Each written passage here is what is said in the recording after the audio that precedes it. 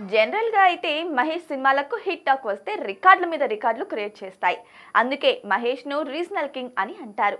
అసలు రీజనల్ లెవెల్లో మహేష్ రేంజ్ వేరు. అయితే కొత్త సినిమాలే కాదు, మహేష్ బాబు రీ రిలీజ్ సినిమాలు కూడా ఆల్ టైమ్ రికార్డులు క్రియేట్ చేస్తున్నాయి. గత ఏడాది రీ రిలీజ్ అయిన పోకిరి ఒక్కడి సినిమాలు సెన్సేషనల్ కలెక్షన్ ను సాధించాయి. ఇప్పుడు మరోసారి Mahesh cinema all time record సాధించింది. August 9న super star Mahesh Babu పుట్టినరోజు సందర్భంగా మహేష్ కెరీర్ లో కల్ట్ క్లాసిక్ గా నిలిచిన మురారి సినిమాను 4K క్వాలిటీతో రీ రిలీజ్ చేశారు. 2 తెలుగు రాష్ట్రాలతో పాటు వరల్డ్ వైజ్ గా మురారిని గ్రాండ్ గా రిలీజ్ చేశారు. వారం రోజుల పాటు ఈ సినిమాను థియేటర్లో ప్రదర్శించారు. దాదాపు 23 ఏళ్ల తర్వాత రిలీజ్ అయిన ఈ సినిమా రికార్డు స్థాయి కలెక్షన్ రాబట్టింది.